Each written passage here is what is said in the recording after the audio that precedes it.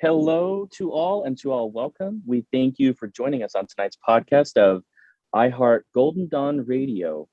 The light of the cross. I know you guys missed that. I know you guys missed that. And yes, we're back at it again for episode number 4.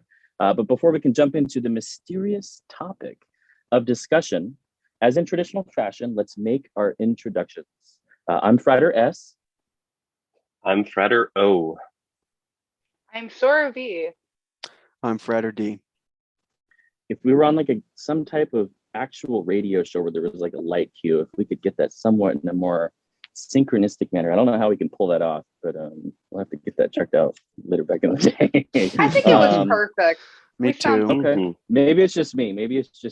What is it? What's the Cobson Pact where they try to do it in fluidic fashion? Where if someone slams it down, I would imagine where they go cobs and someone on the other end is supposed to go and there's like this space where everybody looks at each other like, well, ideally they're not doing that over Zoom.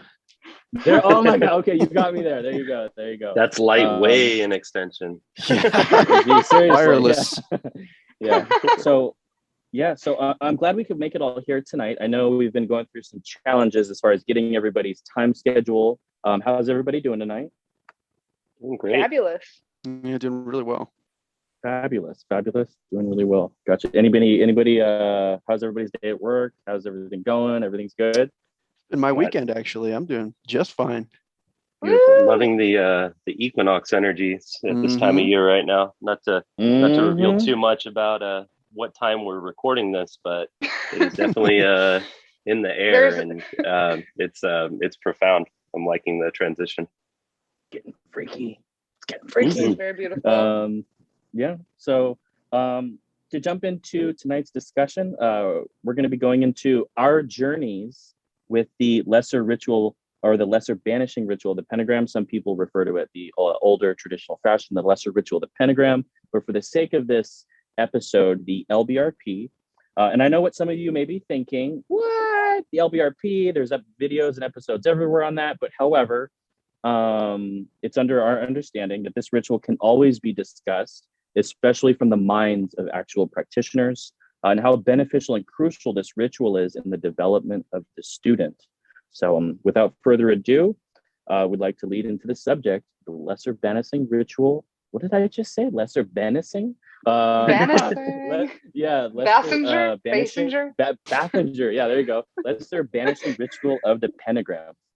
And we're going to go into a couple cues here for our viewers that have never heard of this ritual, or they've seen it as it's in modern magic, it's in the brick, it's in pretty much a plethora of either a spinoff of the Golden Dawn, people that have pulled it, they've integrated into their system. So we're going to start off with cause and effect and the things that we have noticed about ourselves that have changed when incorporating this ritual or putting it into practice. So whoever would like to jump into that and just go into the LBRP changed my life. Oh my God, brother. Actually, the LBRP was my first introduction to the Golden Dawn. I didn't even know about the Golden Dawn whenever I found out about the LRP. And I began doing that. I was extremely uncomfortable with ritual magic at the time, but very interested in spiritual things and working more consistently in a disciplined way. And I guess the spirit led me to begin working with the LBRP to start taking those baby steps in becoming a serious practitioner and making it a real part of my life, and also experimenting with the validity of white ceremonial magic, which was and still is one of the coolest times of my life. Doing only the LRP, nothing else. Just doing that and then spending a few hours a day meditating. Oh, I was so much better at meditating back then. I would do 2 hours a day sometimes. I missed that willpower. But doing the LBRP for the first time and then just meditating to feel the energies, there is this eerie clearing of the internal chatter of your brain. It really is like a cheat code to meditation, or it functioned like that way for me in the beginning. And what that did for me specifically, not only clearing my mind, using those divine names in the formula, it didn't only make me empty, it specifically made room to spend time with God in meditation, or whatever my concept of God was at that time. and it led to one of the most spiritually enriching times of my life. So I cannot speak enough on the LBRP. I think it's one of the cornerstones of the Golden Dawn system. And it I don't sounds think like I it can was top kind of that. like a preliminary to your practice. Sorry. That was amazing. Yeah. Thank you. I don't think I can top that, so I'm just gonna like sit in my corner and not say anything. Oh gosh, like seriously, the way you expressed it was just very Poetic. poetic. It had reverence in it. It had everything that I think all of us do have in our heart. But the way you worded it was just very. I felt it. Like I felt it in the heart. I could feel it coming out. Like what the impact that it did have on you. And I loved your approach to the expression of it, because some people, and this would just be my personal opinion on this, it is sad to see this ritual looked at as only a ritual rather than, I remember, and I have a funny backstory to doing this, because I was hiding this before I told anybody, specifically my significant other. So I would actually go to a private library and get a room. And I remember I would be so paranoid when I would be in the room. I would be doing it and rotating it. I swear I'd have an eyeball looking outside the little glass from when they go to check the rooms to make sure you're not doing anything funky monkey in there. And I would be doing it and they're vibrating the names, but I'm like, I'm freaking weirdo. Like, what if little kids are walking by and I'm like, no good. Like, what the heck? So that's a good like popcorn almost, is like, what's the weirdest place that you've done an LBRP? Seriously. Yeah. Public bathroom, on the beach. Yeah. Shoot. Porta You potty. can do it anywhere. Porta potty. I wouldn't recommend it, but I actually like doing it in the car, kind of astrally. I mean, I wouldn't recommend that to anybody that's just getting started with this, and it can Don't be LBRP quite and distracting drive, on the folks. road. Yeah. Yeah. But I mean, I do it, and that's my own life I'm gambling with, I suppose. But hey, if you're going to be doing something to distract you while driving, it's, at least getting in touch with your higher self might be the best. Yeah, definitely better than texting. How about that segue? How about doing it on a live segue in motion? Segue. Nice. Oh, then you'd be way too cool, man. Reaching cool levels we didn't think are possible. I haven't seen a Segway for like a decade. Because I bought them all. Quit banishing the Segways. Seriously. Yeah. Yeah, so to touch on something for me, let's see, as far as effects, obviously I knew the effects immediately. And what was so strange, and for me personally, it's not that the rites, the ritual, the waltz that we're doing in the LBRP dies down for me personally over the years. The energies become so harmonized within me, it becomes a daily breath work rather than the first time experience with it. It's the excitement, it's the nefesh, it's your ruach, it's glowing, it has this effect, and there might be a little bit of, what's that called, dopamine happening when you're so, it's something new, it's something fresh to your integration. And yeah, I remember doing it for the first time. Where was I for the first time? I think I was hiding in my bathroom and I wasn't really vibrating at all. I was just using my mouth. And I remembered at that moment where it was really dark, but then it kind of smelled because I was in a bathroom, but I was putting up with it. And I'm doing the Kabbalistic cross and I'm trying to convince myself that what is happening isn't happening.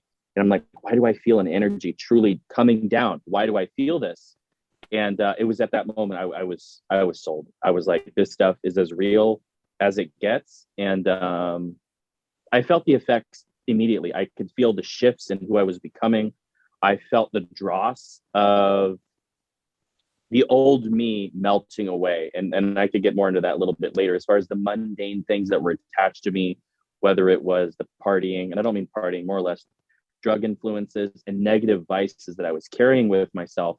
I could feel them, the dross decaying off of who I thought I was, which is purely what society had put on me. And I knew immediately from the moment I was doing it that this was going to have a drastic effect on who I would become. And there's no way I could stop doing this. That's like, I've contemplated it myself. If I stop doing this, I don't even know what it would look like, but I don't even want to know what it will look like. There's no way I can stop doing this. So yeah, pretty much. He's addicted. What do you it is. think I'm hooked on light.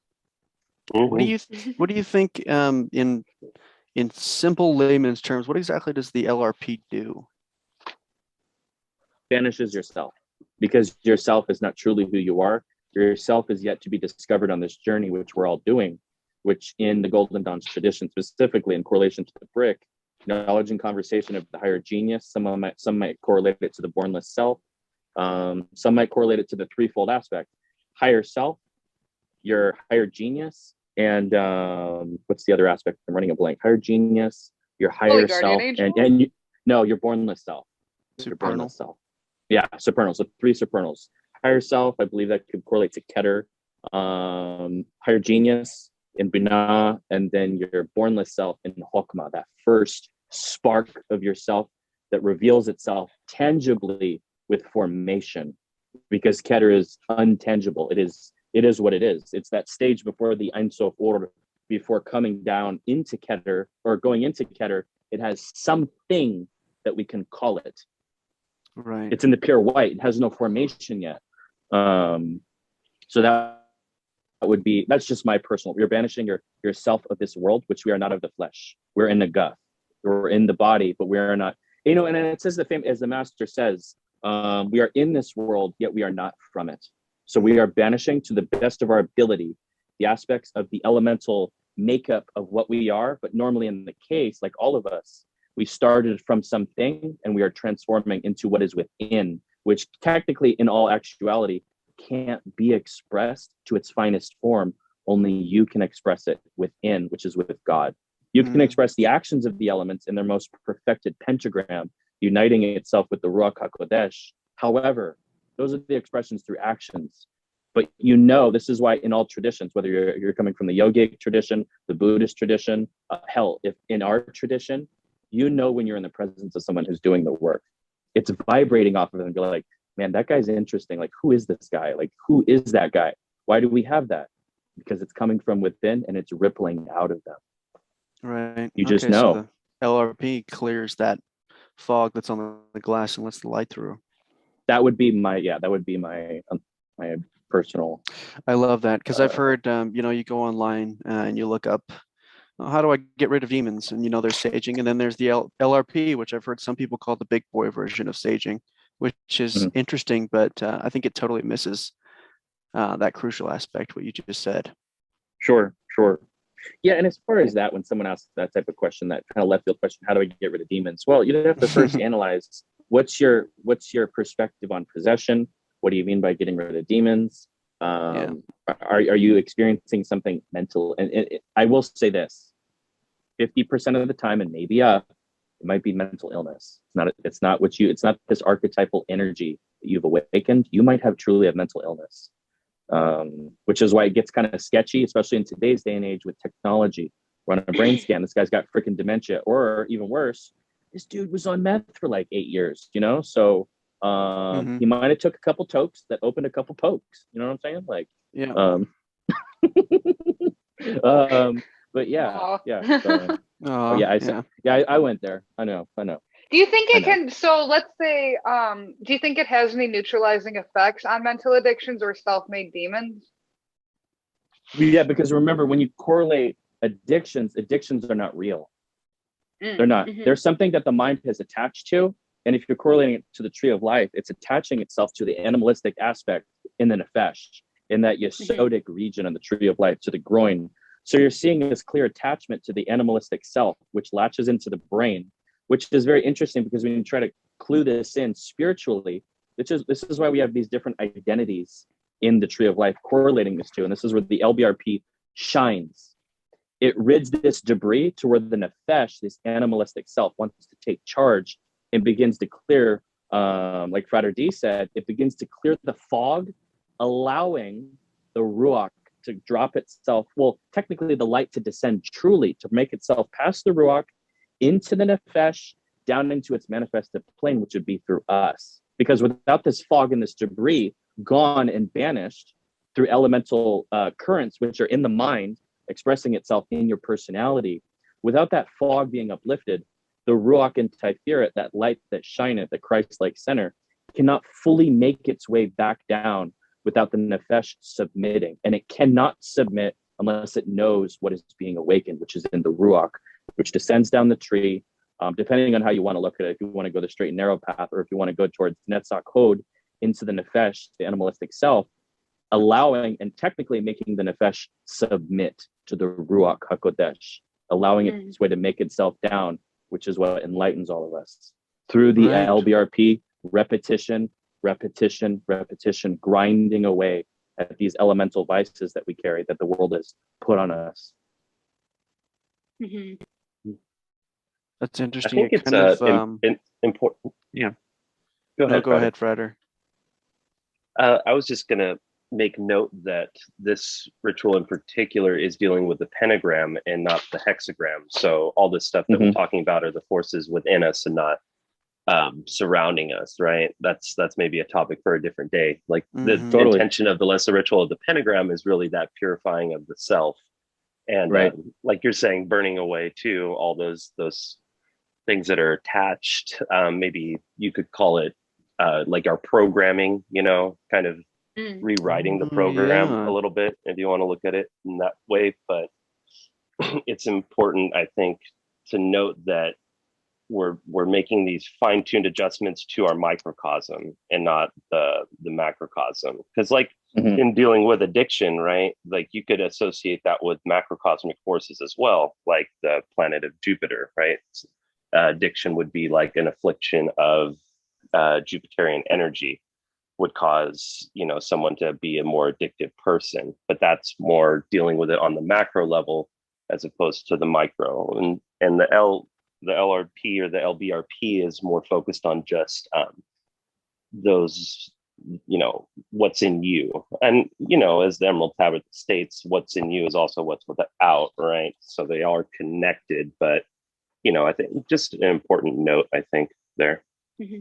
It's very personal, like it's a personal ritual. Totally. Which is why when someone begins doing the LBRP, it is a universal ritual, which is why all of us can hop on this call, and we're gonna almost 9 times out of 10 agree with the same thing, and that little 1 or 10% that's not a disagree. Excuse me. Is that an extremely sarcastic cough? No, I don't know. Something blew in my throat. That's the real deal. Okay. It ain't me. I'm not spitting. It's the Holy You're not Spirit. supposed to breathe the water, Freder. You need to eat a spoonful of cayenne pepper to neutralize it. Okay. Get that man some milk. If anybody knows what I'm talking about. He needs some milk. If anybody's seen that one. So yeah, like I was saying, as far as the 1 to 10% where it'll seem like we're disagreeing, this is what makes it so freaking individual. The LBRP or LRP, however we want to go about it, will dissect each person individually. It's in alignment with their perfection and their great work. But yeah, and pointing out the individual, pointing out the individual part too. It seems that like if it's found in many different contexts, anyone of any religion or practice can incorporate the LBRP into their work. Do you think that? Any of you? You actually broke up, Sorvi. I didn't quite catch that. If anybody could. Anybody can do the LBRP. I think that was the point you were making. Essentially, yep, of whatever faith they have or whatever path they walk. What's your guys' opinion on that? I mean, you see tradition. A lot of Western traditions use it. They use it in Thelema. A lot of Wiccan practitioners use the LBRP. I think it's mostly Western, though. I don't think the Eastern, they kind of use more of the chakra system and not so much the tree of life. Actually, that your point about clearing the way for the light to shine down from Tiferet, or above down to the nefesh, kind of made me think about one of the interesting and maybe one of the main parallels between Eastern and Western traditions. In Western traditions, they're kind of more trying to, I don't want to put it too violently, but it seems like they're trying to kill that nefesh, that animalistic aspect of us, and the LBRP allows us to try and transmute it. Absolutely. I mean, if you look at that, which I love what you just said, and that I can see where you're coming from too, and I do somewhat see that. And as far as in our context, as far as the transmutation goes, absolutely. Because if you truly look at what the nefesh does, the nefesh is the first part of the actual astral self, of the astral self. It's the full-on energy before actual manifestation. So without that, nothing is possible in the Sisayic plane. Now, if you even want to call this the Sisayic plane, or the manifested plane at least, nothing is possible. Without that, if you want to be as even direct, without that sexual energy, the Kundalini energy, whatever tradition we're coming from, without that, without the nefesh, there's no vehicle for the soul to come down. There's nothing. There's nothing that's composite, that's keeping it in this, you could say, its own aspect of an alembic to shuttle it down to us into this physical plane. There is nothing. So absolutely, it is the taming of the animal that desires to be pet, if you will. Oh, I love that. I really like dogs, so that really strikes me. Okay. Yeah, no, Yeah, that does make sense. Go ahead. No, you're good. You're good. Oh, wait. No, I was just going to say, I only said that because it seems like if someone were following a more Eastern tradition, doing the LBRP might confuse the personal alchemy. I wonder what you guys think about that. If you could rephrase that for me, if it would confuse their personal alchemy.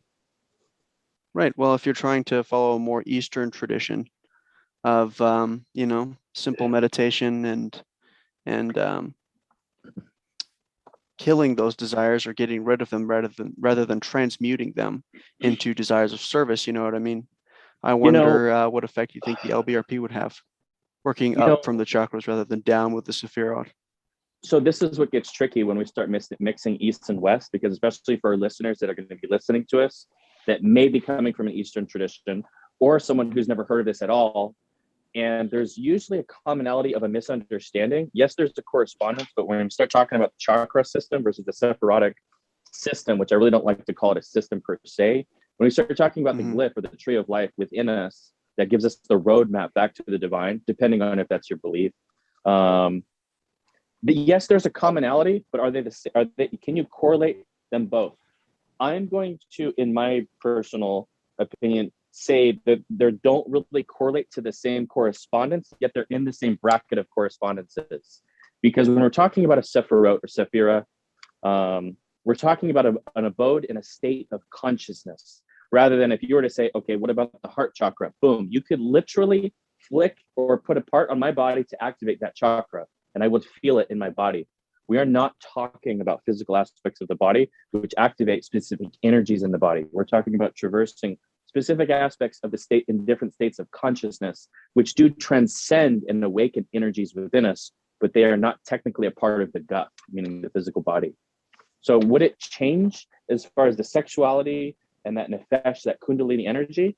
I personally don't think so, because remember, we're talking about different elemental attributes to your personality, rather than the tree of life. If we're talking about yesodic currents, or maybe a chakra that correlates to the groin region, then yes. But as far as the LBRP, I don't see that affecting someone's nefesh, or that kundalini energy that we are trying to attain to, submit to our ruach, or that lower self leading to the higher genius. I can't personally. What do you guys think? I'm just some schmuck. You're not some schmuck, Brad. I'm just some schmuck. That's not what the S stands for. Schmuck. Oh, dang it. Yeah. I think you can work the two systems for sure. I think that they can harmonize with each other. You just have to do the research and really know, like, you really set clear intentions before the work and what you're going to be doing. There's nothing wrong with doing vibrational work to activate your chakras and then doing a middle pillar afterwards, or vice versa. I think that the two are really interchangeable. It's just different ways of looking at it. And really, it just comes down to your intent, your perception. It all starts with the mind. Absolutely. And the search and the thirst for God. Yes. Right. Let's see what we got else. We got, this is a fun one. When you do not maintain your dailies. Now, for this sake of this, we're going to talk about the LBRP. What happens to you guys when you guys don't do an LBRP for an extended period of time? So I'll be honest with you. Any fun One, stories? yeah, I have one fun story. I forgot to do it, and I didn't forget to do it. I'm not gonna say that. I just didn't do it, and it is seldom that I go a day without it, and it kind of messes with your sleep if you do. But this in particular time I went to sleep, and I dreamed that I was kind of being followed around by this thing. It looked like my mom, and it was really weird because it's like this figure that has come up in my dream a lot that looks like my mom, and I'm sure it's like some internal Freudian whatever, or I don't know. But and I just remember, and they're always like very disturbing. It's not like, oh hi mom. It's like my mom's acting like a freaking demon in my dreams, and I just don't hang out with her in my dreams because of that. And I remember that. Yeah, I was trying to do an LBRP in my dream then. And I remember she kept like trying to stop me or kind of like making jokes or like trying to stand in the way. But I did continue it and I did it completely. And I don't remember the rest of the dream, but I just remember like that struggle of making sure I could do it and then feeling that interference that was trying to prevent me from doing it. And it's always fun doing ritual work in dreams, but yeah, it didn't do it in my waking life, so I had to do it eventually. And yeah, Oh, that's that's crazy. that. I didn't mean to go off on the mom thing there, but magician stuff. Yeah, common symptoms of junk. What is it? Freudian. Yeah, you're in love with your mom and you want to marry your Yeah. mom. I want to common. kill my mom and I'm in love Yeah. with my dad. I always thought the Freudian method of like analyzing the mind or consciousness or any type of like behavior. Yeah. It's God so bless like him. boiling us down to these creatures. All we think about is reproduction and Yeah. He was how stuck in Yesod mode, man. it's so Yesod mode. Yeah, he needs like and like yeah. Get So that man Yesod mode. I some don't know how milk. he turned into like the guy. Like I know I'm not a psychiatrist. I'm not a scholar in that, and I have no place to say anything about it. But I don't know. I feel like there was way better people out there than Freud. But he was like the Edison of psychiatry, psychology, whatever. I don't even know the word. I shouldn't be judging this. Well, I think that's why Jung did so much of his work, right? Because Freud was so big at that time, and a lot of the stuff about like the subconscious, I think Jung thought that there was a lot more to that than just like these terms like the id and the super ego and all these different words. Yes. So I think Jung kind of dissected that into all these different archetypes, to kind of broaden it out so that it wasn't so cookie cutter, one size fits all. Absolutely. He merged that divine consciousness with mechanical psychiatry, or psychology. And it's I feel pretty like clear he Jung was into hermetics, so right? Right. Oh, yeah. Oh he my was gosh, probably yeah. doing the LBRP. I would not be he was. surprised. After he went on those inner journeys, oh my gosh, yeah. Oh. And I know what was in his quarters. His mom was in the east, his dad was in the west, his brother was in the south, and his sister was in the north. I know what archetypes he was working with. Oh my gosh. That's bad. It puts the lotion on the skin, and that's all I'll say. For those that know. Let's see. Here we go. This is a funny one that I think we could just kind of breeze into. Time spent on the LBRP. And I've seen this. Some people, I'm sure you can look up on YouTube and you see a 5 to 10 minute LBRP, which that's cool. I think it's cool for a YouTube video, but it's not sometimes practical. And maybe it is practical if you're going to dive into like a full-blown ceremonial rite. Absolutely. Serious mode on. You're with the divine at that moment. But as far as the practical, a daily, what do you guys think? What are you guys doing for your LBRP these days? 60 seconds, 2 minutes, 5 minutes, 20 minutes. Somehow you managed to do 20 minutes with that. It always feels like 20 minutes. It does. Okay. I gotta it changes your. Go ahead. Well, there's just a key point that I think a lot of practitioners miss here is that there's really two rituals in the LBRP. there's the Kabbalistic cross, and then there's the LBRP. And in all of these different Golden Dawn books, it's really written as one, but I like to really view them as two separate. And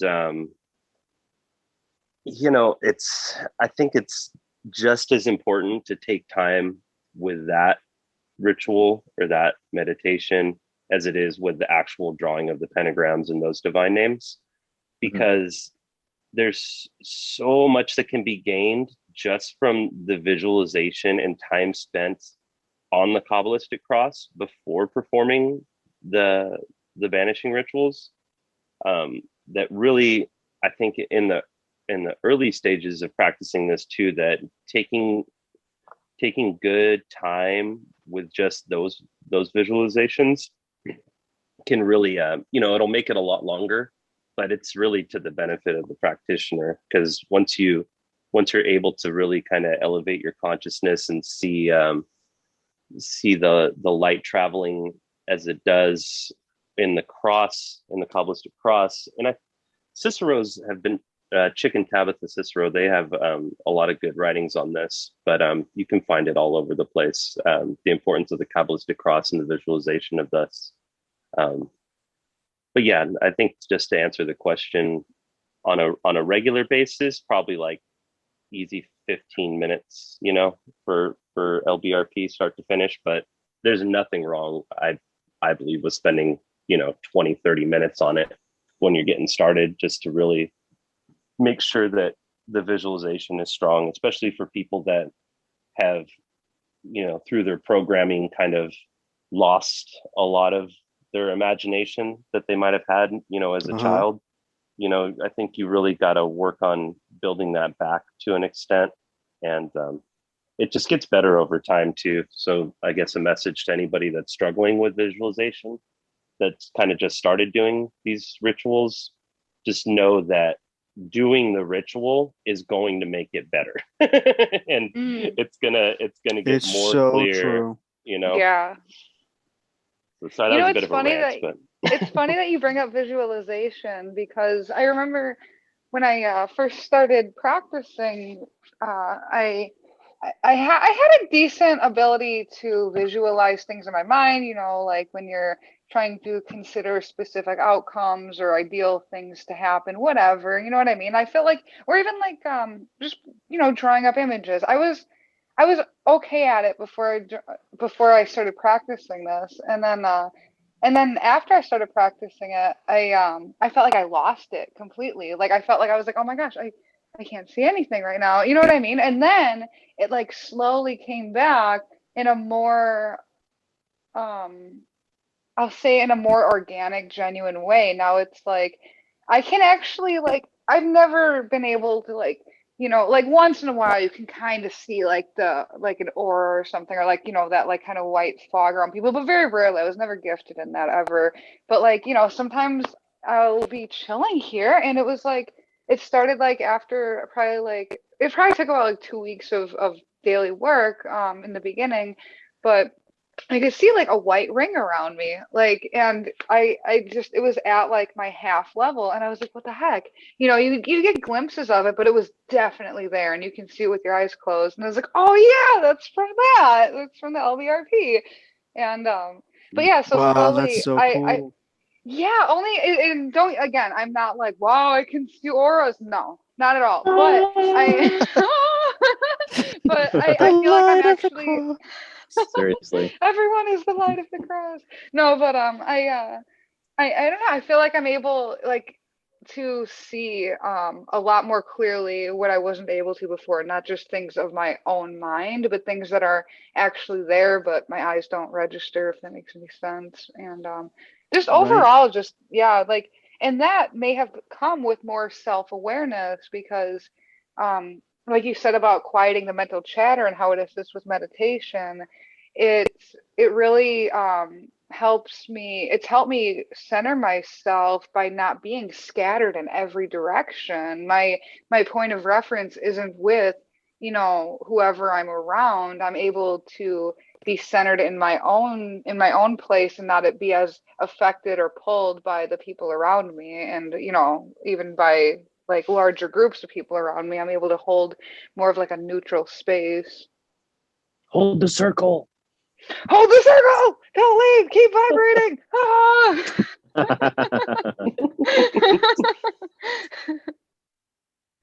Yeah. DB, what do you think? 2 minutes, 5 minutes, 60 seconds, 25 minutes? Actually, it changes a lot for me. But whenever I have the time, I devote as much time as I can to it, because I'm one of those people you mentioned, Friar, that I'm a younger guy, so I've been subjected to a little bit more media into hey there, and subjected to a little bit more media input than Did you say meat? Did you say steak? never mind. What? Never mind. Carry on, Prater. I'm hearing you, Prater. Yes. Yeah, so I definitely need to take a little bit more time, and eventually I just started kind of viewing. I'm like, is this actually what the Archangel Uriel looks like? I'm like, am I visualizing it correctly? Am I going to mess up the formula somehow with this? But eventually I just kind of had to settle on one thing and one visualization, and just channel all my willpower into the visualization. And I started to see the visualization space in my mind as kind of a control board to work with those energies that I have very little, if any, faculty to understand. That's good. All that to say, I like to spend as much time as I possibly can on it. But there are some days where, I just get down and try to do a surgical strike, where I'm doing it just to do it, because doing it is better than not doing it. It's absolutely worth it. And I think those shorter ones are absolutely worth it as well, just to keep up the daily practice. So for me, it varies, but as much time as you're willing to spend on it, as much time as you intuitively feel you should spend on it, I think that's how much you should spend on it. Yeah. So it's not quite black and white for me. I like it. Yeah, and for anybody who's listening, you're noticing a drastic, it's not even a different approach.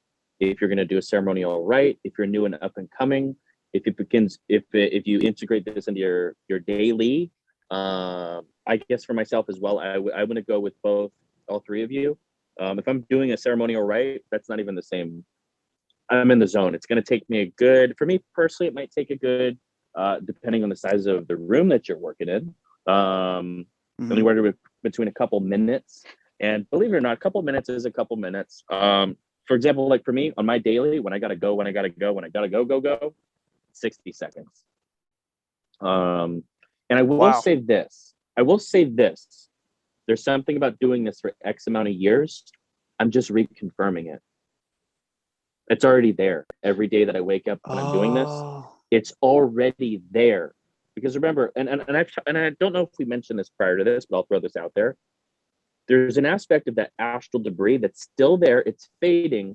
And I'm just going to throw this out there from my personal experience. It's about a 24-hour window, maybe slightly longer if you want to go into a debate about it, but I don't think we can truly prove that.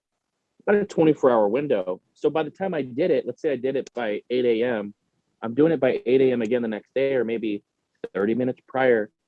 The pentagrams are still there. The archangels are still there. That reflection of the ray that vibrates that current of protection in that barrier that's going to follow you about your day, it's still there. You just need to reconfirm it in the Asaic plane, because it's been a full cycle of the sun. The sun has set and the moon has risen and the sun has risen again. You need to reconfirm it as the sun confirms itself rising.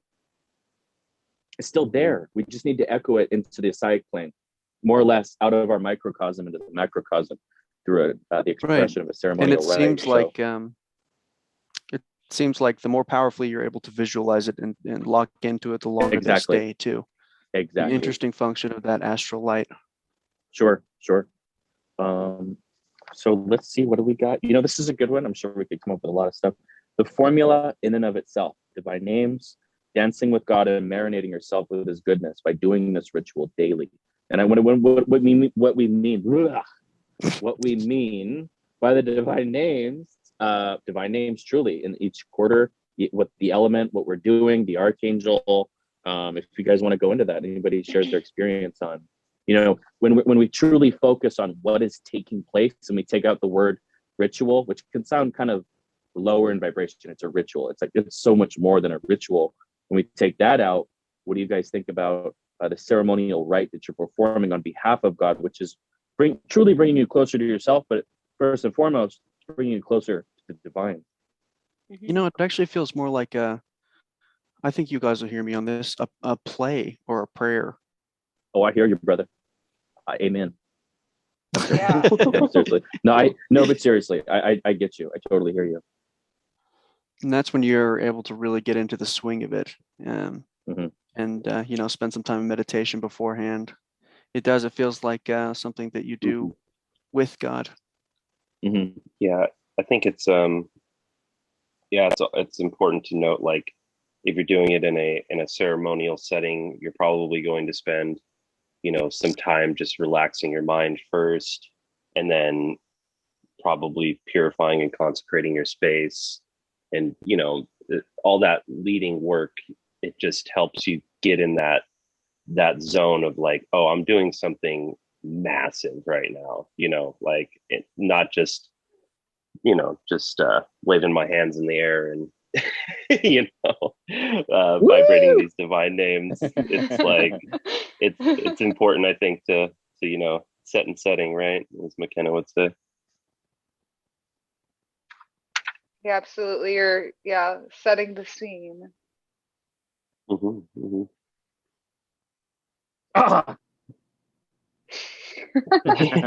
What did we have before? What was our saying? What was it? A whole new world. Oh yeah. Oh God. We're bringing it back. Yeah. So I mean, let me. a little bit on formula, I guess. Mm-hmm. I think I'd like to make a note. In this is kind of what Frater D was saying a second ago with like visualizing the archangels, because that is a big part of this rite or this ritual. And I think with the visualization of the angels, like, that's gonna be so different for so many different people, and Serious. it might not even be like visual for some in the beginning. Like, it might just be a feeling. Like, you might just have like kind of a tingly feeling in your head with Raphael. Maybe you feel like heat from Michael. You know, it might be like physical sensations. So just visualizing color as opposed to, like, you know, these artistic representations of the angels that we get from, you know, the old times, older times. But I think I've even heard them explained as sacred geometrical figures. So Right. just advanced geometry, which is definitely something to be studied further. But yeah, I think just starting with colors, because colors are such an important part of the Golden Dawn. You know, colors are forces. I think that's just something to note. And like, my big thing with visualization has been to sort of take more of a passive approach to that. I know, Frater D, you were saying like how, you know, you're really like focusing that will, and, you know, you got the control board, and, you know, that's great. I love that description, and that active will force is such a big part of it. But, you know, again, with the Emerald Tablet, it's like, you know, there's always that masculine feminine balance, and that passivity is so important for just letting the visions kind of come to you and sort of being opened up to the experience. So I like that, the water approach. Yeah, I'm a fire yeah, sign, not so over projecting. I mean, Oh, imagine Mikhail approaches and you're like, wait a minute, you don't wear armor. Come back to me in 5 minutes. That's a good like, point. Like, what the heck? Like, Mm-hmm. go back to Finally get your it. room, Oriel. I really like how Fredero mentioned the feeling, like the it you know, like experiencing it as this like somatic or sensory experience, or like a full sensory experience, not just seeing these images that we're used to seeing, but really feeling these presences enter our spheres of sensation or enter our, and be with us close enough to us where we can literally experience their heat within our own skin. You know what I mean? Like you said about standing by Mikhail, like that is profound, being able to do more than see them, but really be with the living presence of them. Yeah, that's plenty also to signal to our subconscious the energy of that particular element as well. Right. I've actually always wanted to ask another practitioner this, and I guess now's my chance. What do you visualize when Ask me. I'm here. Ask me. So Frater S, I'm just kidding. Wow. Dang. All right, you don't need the right answer. That's fine. What's your question? Dang. Oh, shots fired. What do you visualize whenever you charge the pentagram when you're doing the Sound of the Enterer? That's funny that you ask that. So how I actually, and I don't have the website, but there's a gentleman I bought 2 prints from. He creates, I'm sure maybe there's got to be somebody on this, either O, V, or maybe you. He actually creates them. I believe it's oil paint.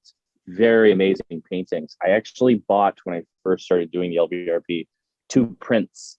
I bought Oriel and I bought Raphael. And for some reason, I had an issue with Raphael, which is interesting. That might have been at that point a reflection of what I needed to work on. I bought prints and I used that as my showcasing. And if you were to ask me, has it evolved over time? Have those prints, are they still being used as the representations that my microcosm uses? Pretty much. I'm going to be honest with you, because those paintings, I don't know whether the guy is a practitioner, but all you got to do is type in maybe Oriel oil painting, Mikhail oil painting. This guy does a lot of fairy stuff, very insane archetypes, Egyptians, goddesses, all oil paintings, and he sells them on his site. And that's what I use for the charging of the quarters. I see exactly what I imprinted as soon as I saw this gentleman's paintings, because that's just what I feel that they would look like. And I hate to use the word feel that they would look like, because it's interesting. Now we're using mundane terms to express what is not feeling. Like, do I believe that a spirit feels? That's debatable. It doesn't have flesh. It has accomplishments and goals, which are on behalf of its own authority that God put it in its consciousness to do. But as far as when I see these archangels, I see them in the flesh state. I see them in correspondent to us. And there's a reason why the divine has put them in placement for us to have a relationship with, have a communion with, have the authority to invoke and have cause and effect upon humanity. There's a reason why that they've been put in iconography for arguably, I'm going to go as far as saying thousands of years. Now, archangels have shifted from tradition to tradition. Meaning they may or may not be called an archangel, they're called a god or something of that nature. But when I see the archangel, I see an aspect, you could say, of myself in that form. And I can double back my answer. When I see the archangel, I see an aspect of myself, like we mentioned in the neophyte ceremony in a previous episode. When it's going over in the brick, all these different officers, I'm seeing myself in a purified form that represents that archetypal energy.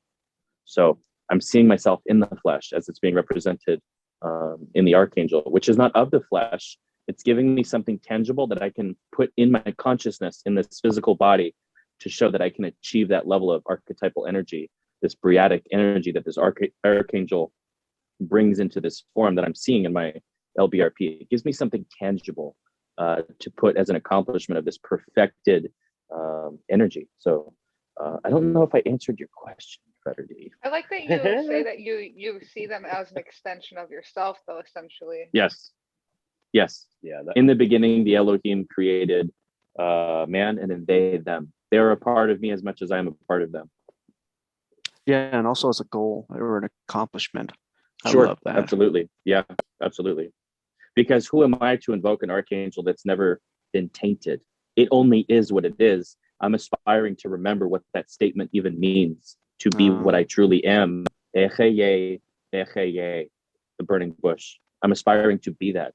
So who am I to invoke something of such a pure level if I'm not aspiring to at least achieve that high level?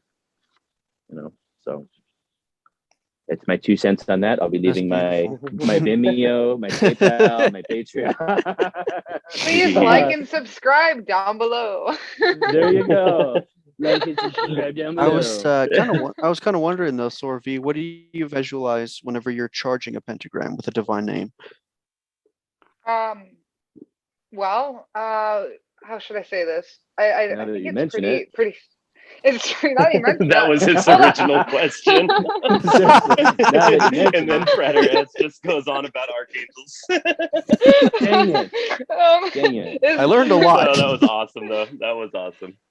Dang it. I suppose when I'm drawing the light down from my Keter sphere and projecting it forward, I do see the large pentagram shining a bright, vibrant, flaming blue, right? Right. Yeah. Okay. I've just personally, I overthink everything. My goodness, I'm a fire sign, but I function like air in that way. So I've thought of so many different ways. I'm like, what would be the most, I don't know, the thing that would activate my sulfur the most, the way I visualize it. So I'd love to hear other people's visualizations on specifically charging the pentagrams, because it's such a cool part of the ritual. I mean, yeah, I think you could take this. You could take it as far as you really wanted to go with it, right? I mean, like you could draw it first, and then as you're vibrating the divine name, that's when it starts to like inflame and activate. Right. I think that's a good approach. Something that I started to incorporate that helped me out was, as I'm actually like articulating the name, to kind of see the Hebrew letters coming out of my mouth and infusing with that the star, Ooh, yeah. I think that's yeah, well, I mean, hey, go get weird with it, Seriously, I noticed I'm the type of person that's a little bit more conservative in movement sometimes, but whenever you get weird with a ritual, you just let go and allow yourself to sway and move. And oh yeah, let me show you how to ritual dance. Seriously, you guys amazing. Don't make me repeat my Neo story on how I was trying to just use my hand to flick the pentagram. No, okay. Oh yeah, and you like dropped it. Yeah, it didn't work out too well. If you know what I'm talking about. Frederik D, episode 1. For those that want to go back. Yeah, you opened up with that one. But Frederik D, I think I really like what Frederik said about like how to spice it up, and by all means, of course, heck yeah, do what is right to empower it for that specific ritual. But one thing that stood out was like, what can I awaken most right now? How can I really get this sulfur going? And it's not necessarily something, it's better to do it correctly. There's no shortcuts to it, is what I'm trying to say. And that's okay. But it's just something we have to do regularly and trust the process that it will be done at the right time, because after all, everything we do it's not even our will through this ritual work. I mean, through our daily lives, yeah, but especially in this ritual work. So even though we want to be like super woke right now, and I don't blame you. I'm like, you know what I mean? I also I have a habit of rushing things sometimes, and not rushing things, but I enjoy growing as well and learning. And sometimes I see how far I can go, and I'm like, how can I get there sooner? But yeah, and just accept that like there's nothing, like you're probably perfect the way you are right now, and you're just becoming more perfect, and it's a gradual process. That's really encouraging. That's a really good point. I really He's so beautiful. I'm really thinking about trying to get to know. I'm more concerned about the efficacy of the ritual and seeing what are those pieces of it that are the most important parts. It's always been so interesting to me. Absolutely, yeah. How to refine it more and more, and just make it the best LBRP. And I'm actually completely down with that one. Just don't rush the process. Yeah. So if I can save myself take and long actually cuts, not answer, shortcuts. if I can actually answer his question, what did I go on about? Man. Archangels? You're like, do you even hear the question? Like, what the heck? So what I visualize when I do the pentagram. So what I've heard two approaches. This is what I vibed with. I've heard when some people go to vibrate the divine name, they're sitting in the center of the pentagram. However, I go more or less, this is just my approach, I go more or less on a correspondence visual. Draw the pentagram. As I'm doing the sign of the enter, I'm charging the pentagram with the divine name. I will see the divine name above the pentagram, and why that is. I'm using it as a ceremonial approach for a little bit more advanced operations for that form of a practitioner who's done some of the work and they're preparing themselves for whatever journey they're going to go down. If you look at an LBRP from the correspondence level that we're doing it, awakening the glyph within you, becoming the third pillar, the middle pillar, reuniting yourself with the divine, drawing down the keter, being able to actually now bring out the glyph before you with the banishing, the first symbol, the pentagram. Sign of the enter, charge it. It's growing the blue, the mercy of Hesed, balancing out that Geburik-like symbol and banishing yourself, but with a merciful state instead of forceful. And I see the divine name above it. However, why it's above it for me? If you technically, and I love the way Frater O was saying earlier, as above, so below, as within, so below, as above, so below, as within, so without. If you take what you're seeing before you, that's above, and then you shift it downwards onto the floor because it's reflecting, you're putting something that's in front of you, but really what's happening, you're just reflecting something that is above or below, and you put it on the ground, your pentagram will be before you, and then the next layer above it technically will be the radiating divine name coming down upon the pentagram, reflecting into you, but the pentagram technically is vanishing away from you because of the direction of the pentagram. So that's how I will see the pentagram. Some people will say, well, why don't you put the divine name in the center? Well, I'm putting on a ceremonial You're not approach banishing the divine name. Exactly. I'm using the divine name to banish the pentagram of myself away from me in a ceremonial approach. Exactly. Exactly. Wow. So that's how I would answer that. No. Put it on the that's very floor. helpful. Put it on the floor. You're surrounded by 4 pentagrams, and then you go up in the chain depending on the ritual you're doing.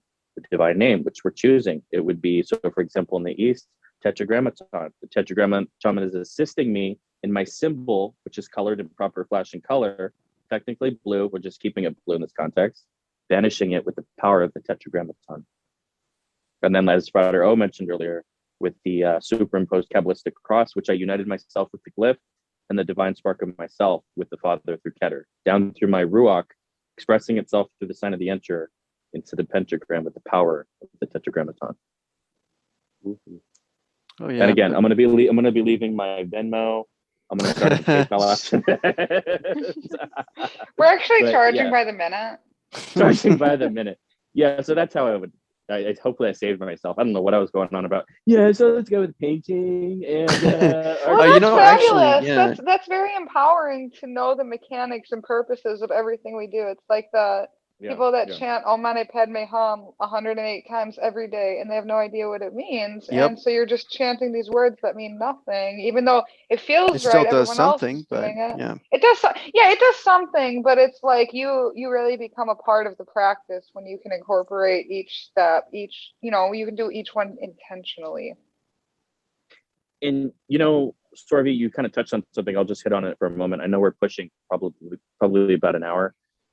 When you do learn, like you're saying, it does have an effect, even if you don't know, which is the beauty about what we do, depending on whatever tradition you're doing, it'll have an effect regardless. However, when you are learning this and taking your time, like Sora was saying, taking your time, letting it happen when it's going to happen, and you have those aha moments when you start to become one with this ritual, it'll just explode.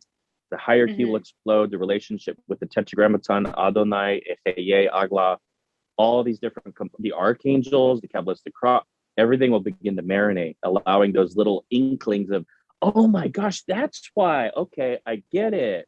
like this.